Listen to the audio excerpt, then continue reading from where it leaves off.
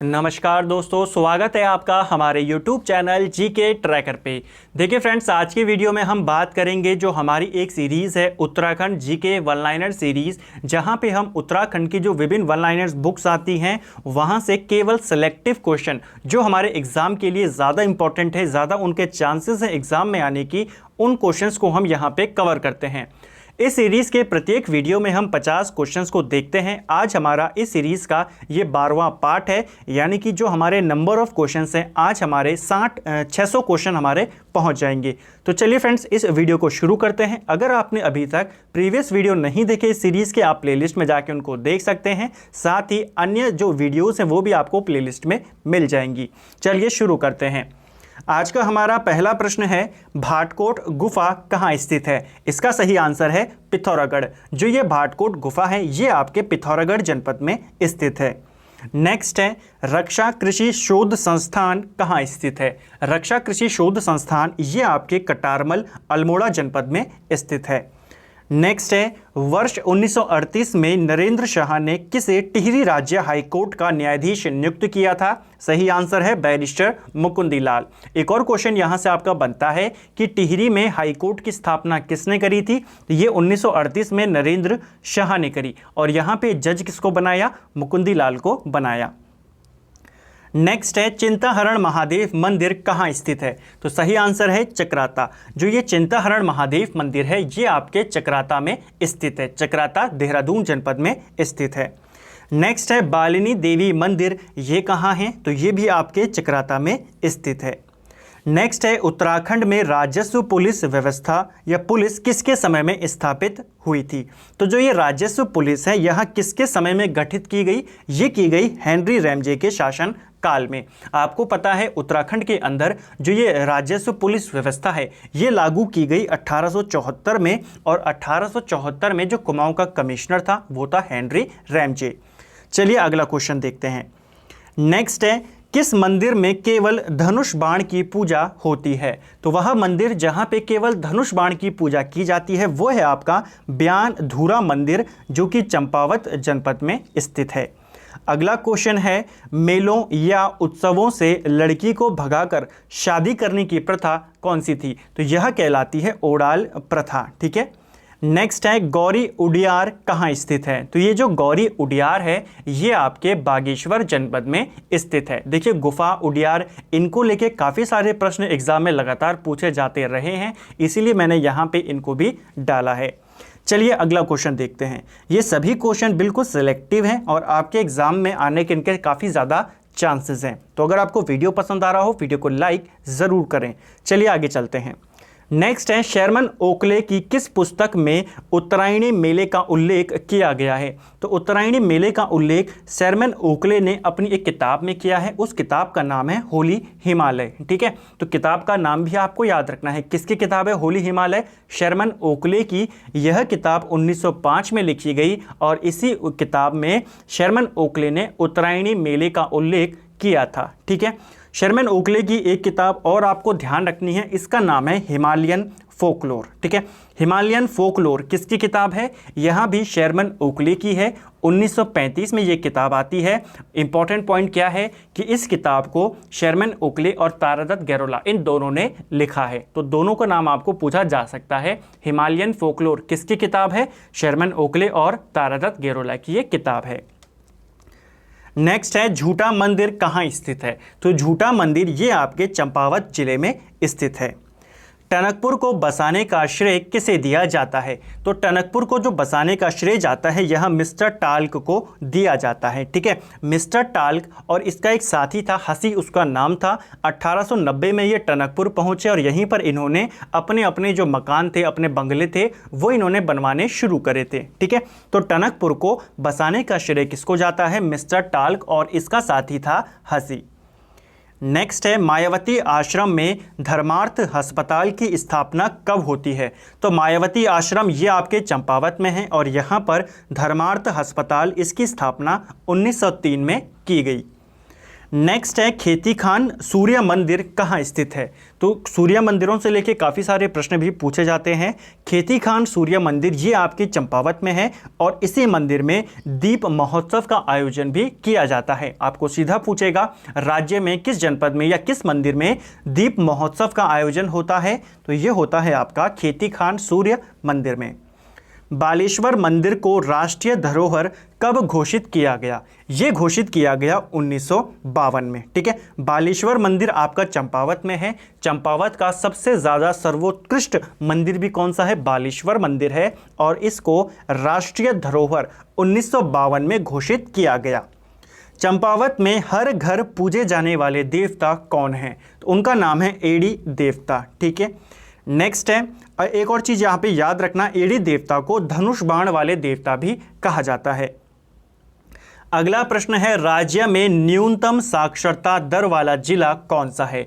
तो सबसे कम साक्षरता दर उत्तराखंड में उधम सिंह नगर में है, और अगर सबसे ज़्यादा साक्षरता पूछेगा तो आपका देहरादून यहाँ पे नंबर 1 पर है। नेक्स्ट है किस चंद राजा ने तराई का मुख्यालय रुद्रपुर से हटाकर काशीपुर में स्थानांतरित किया था। तो तराई का हेडक्वार्टर रुद्रपुर में था पहले, वहां से हटाकर काशीपुर लेकर गया देवी चंद। ठीक है, उधम सिंह नगर में है आपके ये दोनों, और उधम सिंह नगर में इन दोनों से, ये जो रुद्रपुर है, इसके अलावा काशीपुर और बाजपुर, इन तीनों से क्वेश्चन बनता है ये कौन कौन सी नदियों के तट पर हैं। तो काशीपुर कौन सी नदी के तट पर है, बाजपुर कौन सी नदी के तट पर है, रुद्रपुर कौन सी नदी के तट पर है, जल्दी से कमेंट करके बताएं। इसका आंसर मैं आपको इसी वीडियो में आगे बताऊंगा। ठीक है, अगर आपको पता है कमेंट करके तीनों की नदियों को आप ज़रूर बताएं। नेक्स्ट है खोखरे का टीला कहाँ स्थित है। खोखरे का टीला ये आपके काशीपुर में स्थित है। रामडोला का मेला कहाँ लगता है, तो रामडोला का मेला ये उत्तराखंड में रुद्रपुर उधम सिंह नगर में लगता है।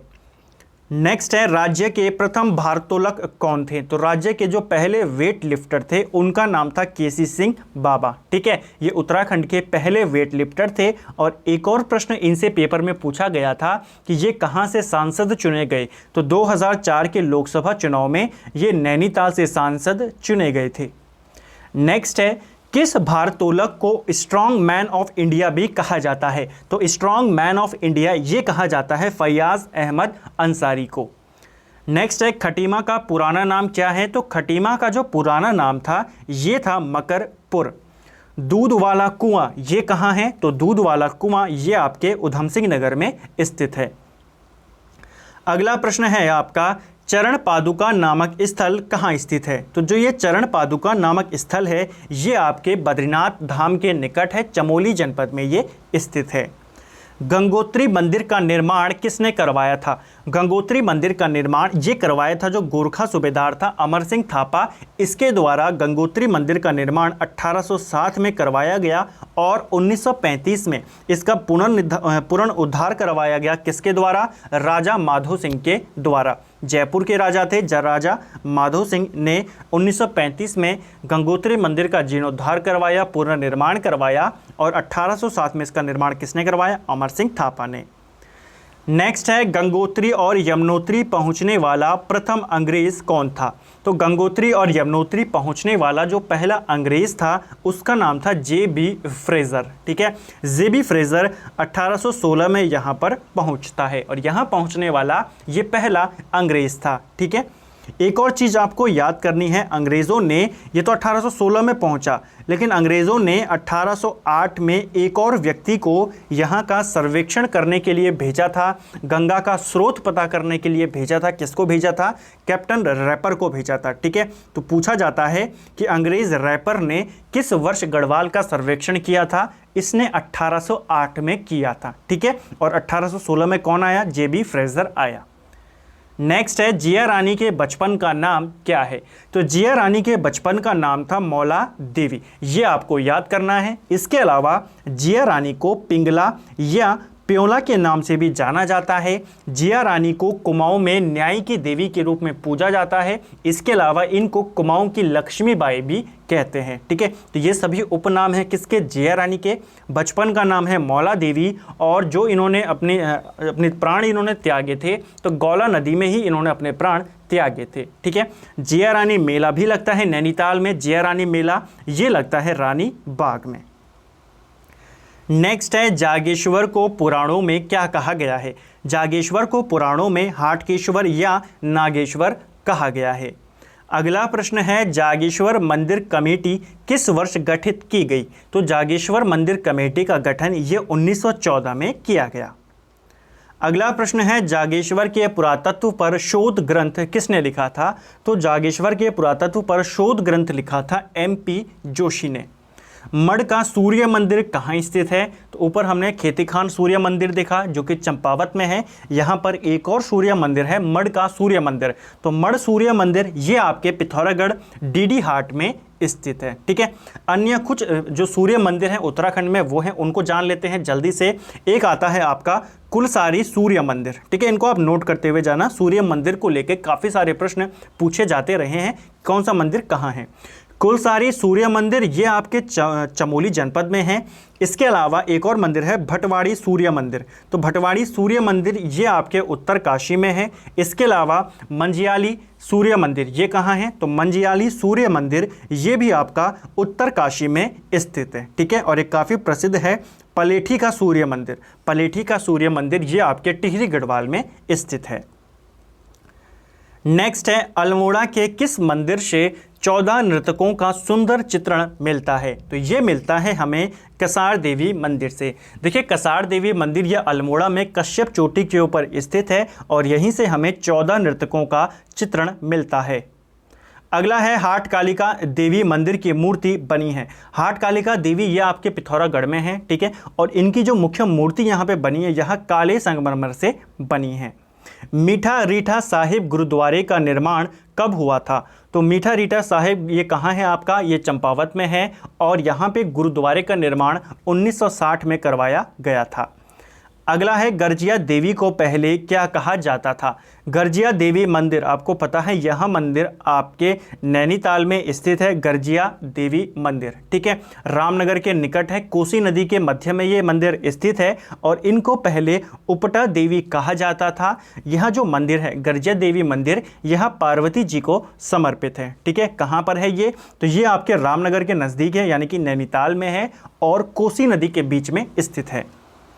नेक्स्ट है आपका सास बहू नामक खेत कहाँ स्थित है। तो सास बहू नामक खेत ये आपके बागेश्वर जनपद में स्थित है। अगला है वह एकमात्र केदार कौन सा है जहाँ स्थानीय लोग पुजारी होते हैं।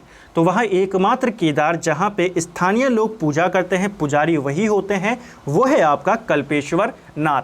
कल्पेश्वर नाथ पूरे साल खुला रहता है, ये बंद नहीं होता है और स्थानीय लोग ही यहाँ के पुजारी होते हैं।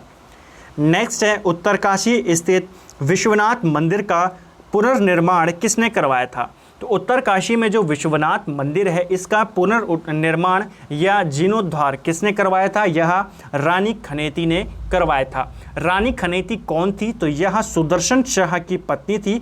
1857 में रानी खनेती ने इस मंदिर का पुनर्निर्माण करवाया। नेक्स्ट है गुरु द्रोणाचार्य के पुत्र अश्वत्थामा का जन्म किस स्थान पर होता है। तो गुरु द्रोणाचार्य का जो पुत्र थे अश्वत्थामा, इनका जन्म देहरादून के टपकेश्वर में होता है और यहीं पर एक मेला भी लगता है, टपकेश्वर मेला, टपकेश्वर मंदिर में लगता है। ठीक है, यह मेला शिवरात्रि के अवसर पे लगता है। ठीक है, तो आप इसको रिलेट कर सकते हो, अश्वत्थामा को शिवजी का ही कुछ अंश माना जाता है। नेक्स्ट है पर्वतीय भागों में मृदा का pH मान कितना होता है। उत्तराखंड एक पर्वतीय राज्य है और उत्तराखंड की मिट्टी का जो pH मान होता है यह लगभग 5.5 से 6.5 के मध्य में होता है। नेक्स्ट है कुंवर विचित्र शाह संग्रहालय कहाँ स्थित है। कुंवर विचित्र शाह संग्रहालय ये आपके टिहरी गढ़वाल में स्थित है। अगला प्रश्न है न्यूयॉर्क संग्रहालय में किस चंद राजा का चित्र रखा गया है। तो न्यूयॉर्क के संग्रहालय में जो चंद राजा था बाज बहादुर चंद, इसका एक चित्र कहाँ रखा गया है, न्यूयॉर्क के संग्रहालय में रखा गया है। अटल आयुष्मान उत्तराखंड योजना की शुरुआत कब की गई। तो जो अटल आयुष्मान उत्तराखंड योजना है इसकी शुरुआत 25 दिसंबर 2018 को की गई थी। नेक्स्ट क्वेश्चन है उत्तराखंड का प्राचीन खेल कौन सा है। तो उत्तराखंड का प्राचीन खेल है बाग बट्टी। ठीक है, बाग बट्टी क्या है, ये उत्तराखंड का एक प्राचीन खेल है। उत्तराखंड रणजी टीम के पहले कप्तान कौन थे। उत्तराखंड रणजी टीम के जो पहले कप्तान बने थे वो बने थे रजत भाटिया। ठीक है, उत्तराखंड की जो रणजी टीम थी उसके पहले कप्तान कौन थे? रजत भाटिया थे।